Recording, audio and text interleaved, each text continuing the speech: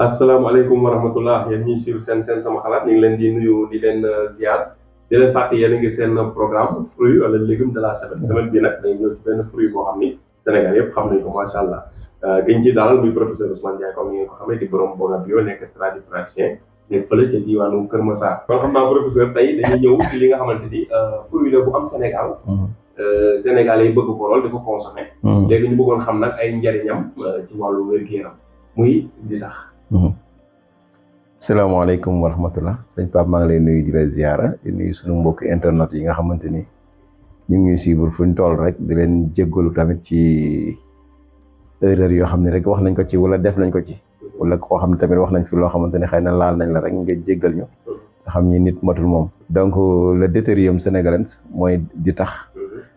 Pape dafa bëri ay njëriñ te xëy na ñun xamuñu ko ndax naan rek lañ ci xam. mais jus bi ci waxam dafa bëri ferñeent parce que dafa am vitamine C te dafa riche en vitamine C parce que orange li muy am vitamine C yëpp wax nañ ni di tax moo ko ëppale 8 fois vitamine C te orange xam nga ni bi ñuy wax orange vitamine C fa la fekk baax te 8 fois la ko di tax ëppale donc kon jëf nga jus de di tax yaakaar naa ni di ko naan baax na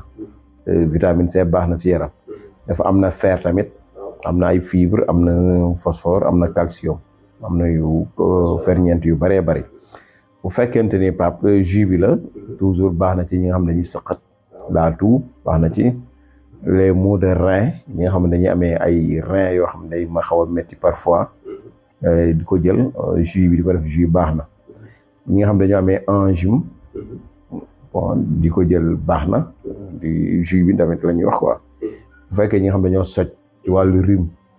di utiliser jus de di tax baax na ñi nga xam ne dañoo bëgg a wàññeeku tamit il paraît que am na benn recherche bu ma gis mu ne bu fekkee da nga bëgg a wàññeeku di jël jus de di tax lu bari baax na dina la mën a wàññi tuuti.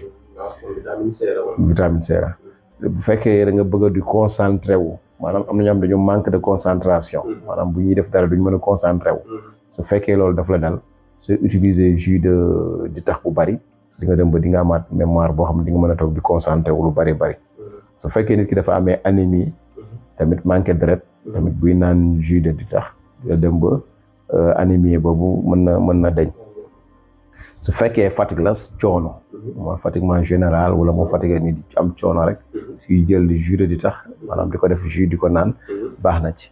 su fekkee tamit ci wàllu foie la reste bu am problème wala yu demee noonu wala am ay jafe-jafe daal kuy jël jus de di tax def ko jus di ko naan baax na ci moom ci wàllu biir tamit noonu la demee ci wàllu rhumatisme tamit noonu la demee am jus bi di ko naan baax na ci kon da ngay gis ni jus de di tax non seulement nekkul loo xam ne da nga koy naan rek